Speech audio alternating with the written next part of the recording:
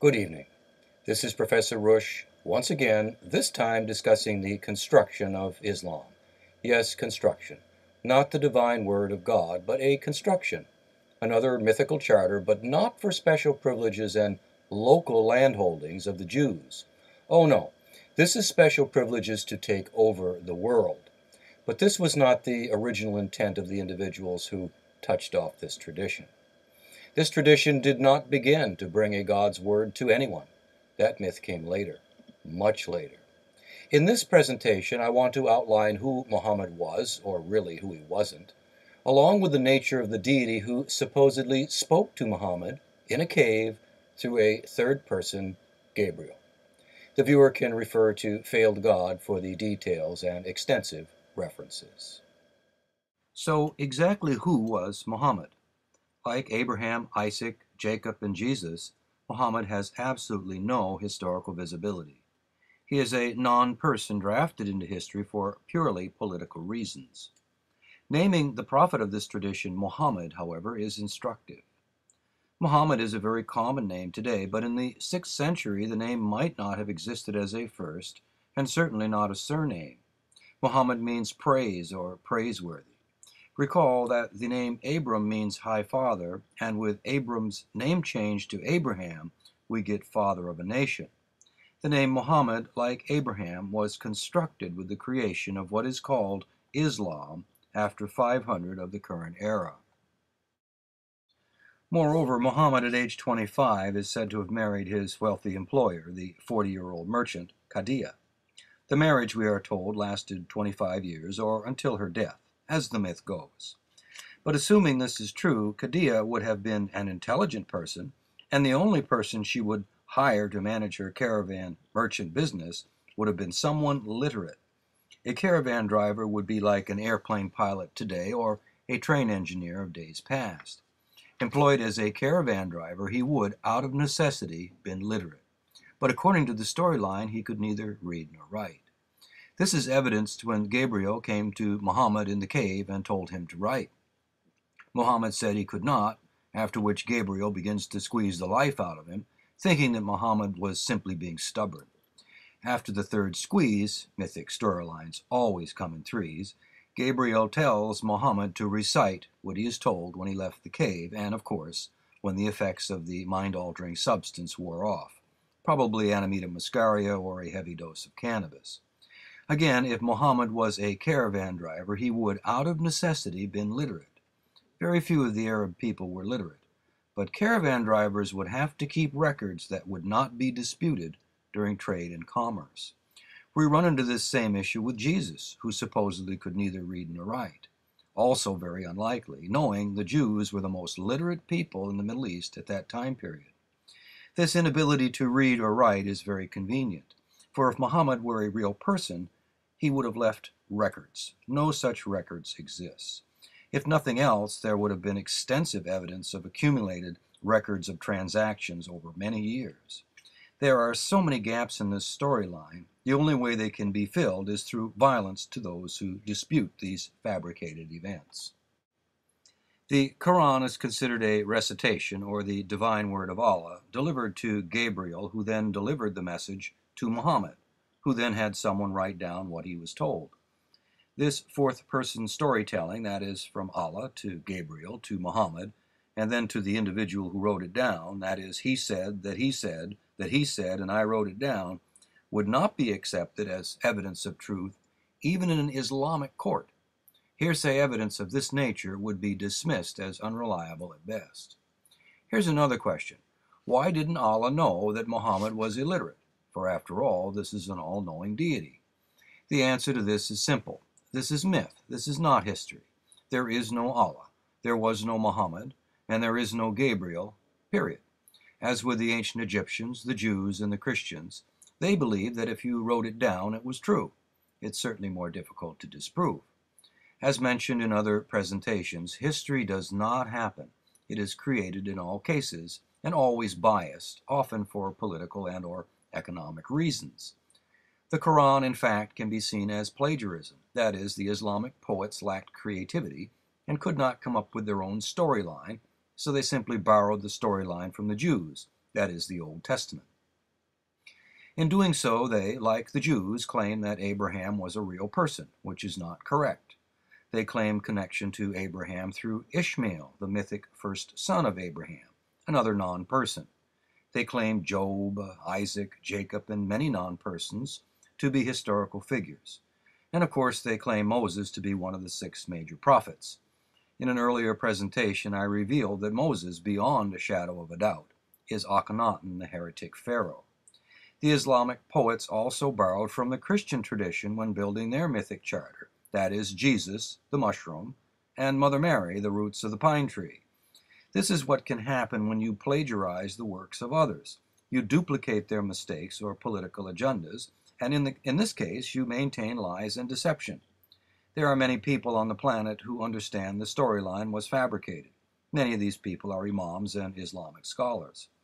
On the other side of deception, however, are the methods used to maintain the lies and deception as historical fact. That is extortion, intimidation, and violence in the form of torture, rape, and murder, as we will see in Part 2 of this presentation. Like Judaism and Christianity, statements regarding the authenticity of Muhammad as a living, breathing human being come from the Islamic poets, and such testimony cannot be trusted. I have been accused of getting the Islamic history wrong, but the accusations come from the true believers. The truth is that the Islamic poets trashed their real history and concocted the tradition of conquest, today known as Islam. It is very difficult to unravel the real history of Islamic development. As discussed in Failed God, Muhammad is probably based on some general or war leader hired by the various Arab tribes to rid the landscape of the Jews and the Christians, especially the Christians, who, through their proselytizing, have always been a nuisance. Here, in a nutshell, is my interpretation. But again, it is my interpretation. This general, whoever he was a leader who rallied his men through prophecy and his patron deity, more than likely Aliyah, the moon god of war. Aliyah had 3 daughters, Alat, Al-Uzza, and Mene. Allah, which means the God with a small g, was not part of this polytheistic tradition, is most likely based on combining Aliyah and Alat, and does not show up until the Islamic poets construct the Quran, sometime after 700 of the current era. Allah was simply a literary device to separate from the other deities and elect a deity to rule the others. The Jews did the same thing with Yahweh. Prophecy coming from this general, by the way, was promoted by mind-altering substances, a tried and true mechanism used by the Jews to subdue the minds and bodies of their very superstitious members.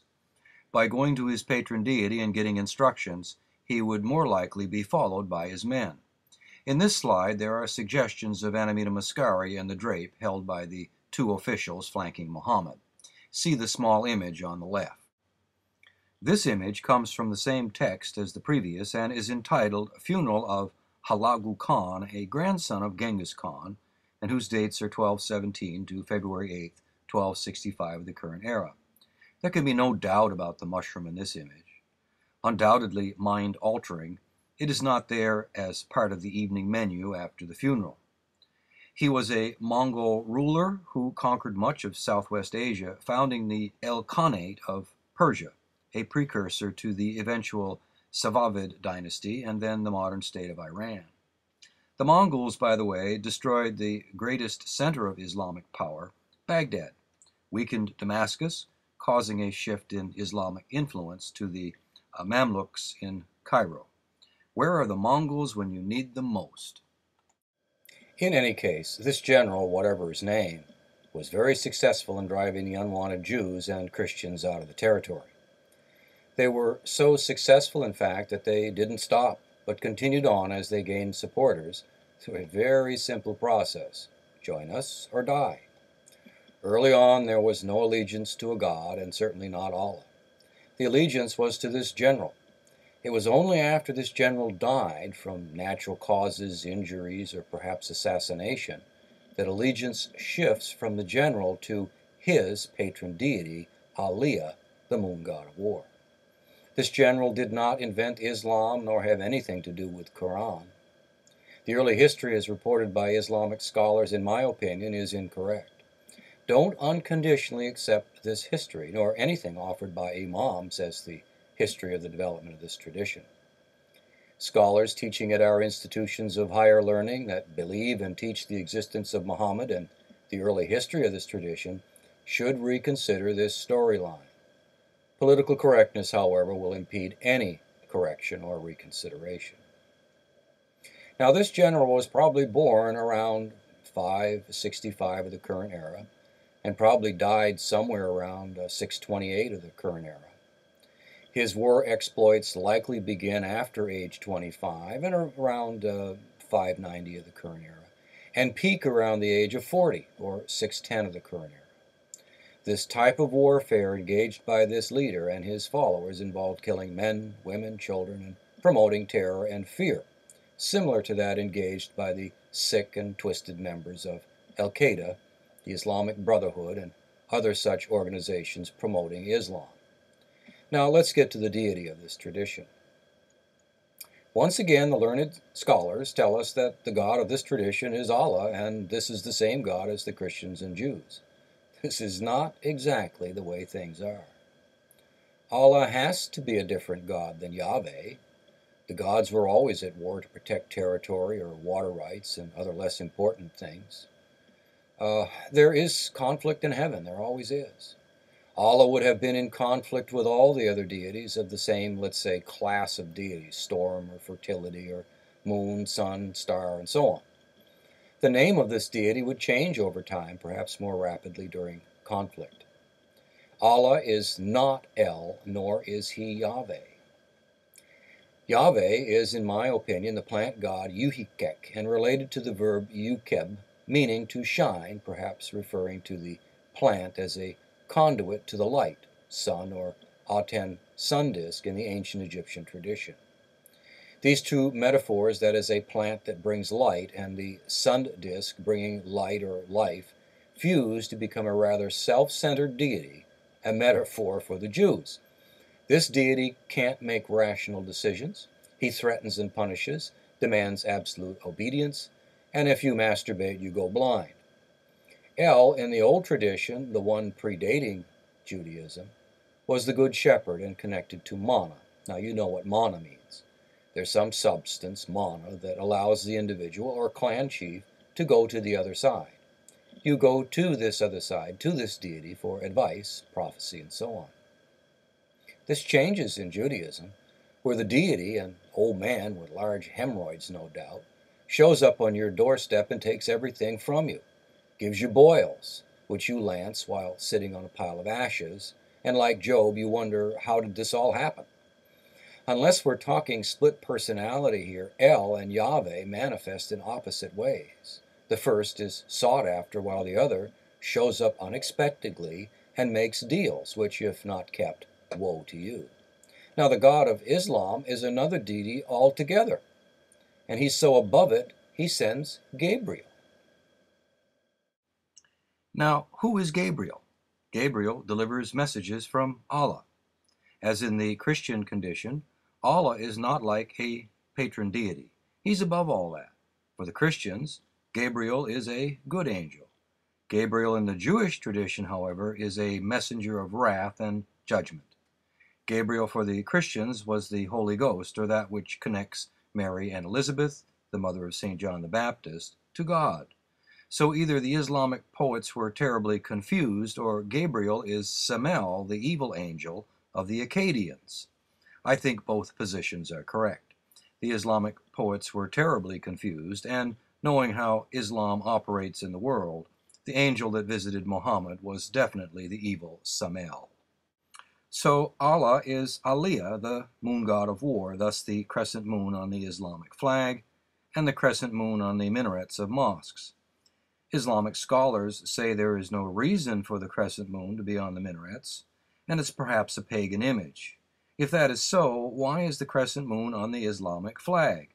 The viewer can come to his or her own conclusion on this issue. So there you have it. Allah comes out of the woodwork to replace Aliyah, and is not contrary to the Islamic scholars, the same God as the Christian and the Jews. Far from it. And then there's Jesus, the Prince of Peace, while Allah is the tyrant of terror. Allah sends Gabriel to have Muhammad write down his dictates, but Muhammad can't write or read. Apparently Allah is not all-knowing, but simply a thug demanding absolute submission. Moreover, Muhammad is a non-person, probably patterned after some general about whom we know nothing. Gabriel is, more than likely, patterned after the Christian Gabriel, but acts more like Samael, the evil angel of the Jewish tradition. The tradition known as Islam, contrary to the popular belief, does not show up until after 700 of the current era. Before that, we had followers of a general, whatever his name, but these followers are often referred to as Mohammedans. Their allegiance was to this general, and after his passing, allegiance changed to Aliyah, the moon god of war. Now, one of the key aspects of war engaged by this general was submit or die. Submit to what? Originally, submit to the orders of this general, and eventually the orders of Aliyah, or die. Islam simply means to submit to the will of God. According to the Islamic historians, the Mohammedans were in Jerusalem by 636 of the current era. Muhammad supposedly died in 632 of the current era, so he never got to see the quote-unquote promised land. Perhaps you can appreciate the connection to Moses, who likewise did not get to see the promised land. Jerusalem was considered to be the garden spot, their goal, either because they were emulating the Jews, after all, they plagiarized their literature, or to get even with the Jews because they wouldn't accept these Arab upstarts into the fold. It is possible that this rejection is what has kept the hostilities going between these two warring nations. In any case, Jerusalem was not particularly a sacred place for these interlopers, as they allowed Christians access to the land of Jesus with a payment, sort of like going to Disneyland. I'm sure these Arabs had a hand in creating many stories about Golgotha and the Stations of the Cross and so on. You can see the mushroom and Christian art for the details. Now, after this time, Jerusalem is given second place to Mecca and the daughters of Aliyah. It wasn't until much later, during the 10th, 11th century, and something like Islam comes into the area with the Quran in one hand and the sword in the other, that Jerusalem becomes important, probably simply to torment the Christians and the Jews. It was this new group that we call Muslims, or those who submit. It is with this new gang of thugs that we get Allah, continued terror, and intolerance that exists in the Middle East to this day. So when was the Quran written, and by whom? Well, certainly Muhammad didn't write it, and there's no evidence of anything like the Quran until after 700 of the current era. We hear stories of Uthman burning editions of the Quran to make a unified book, but as discussed in Failed God, this is a literary device, simply to suggest that such documents existed. Well, the proof needs to come from those claiming such books existed. Again, carbon-14 dating would be helpful, but this will not happen until some time from now. That is, after Islam falls by the wayside with reform, which will happen through the female energy. I have predicted this will happen within 100 years. Well, 95 years now, as I made the prediction 5 years ago. The women of this tradition, and it will undoubtedly happen in the United States, will say enough terrorism by men and giving their children up as sacrifice to Allah. Such an uprising would be too costly in human lives in the Middle East and probably Europe. The Europeans traded human decency for political correctness and have allowed Islam to get really embedded. The same is starting to happen in the United States through the efforts of Bush and Obama and numerous politicians, and certainly the academic community, who, out of wishful thinking, believe that this tradition of intolerance and insensitivity to others is compatible with true democracy. Of course, democracy is going down the tubes in the U.S. as well. In the next segment, I will consider passages from the Quran, the major war verses. I'll consider hadith, and how the Quran supports lies and deceptions in the name of Allah. Don't miss it.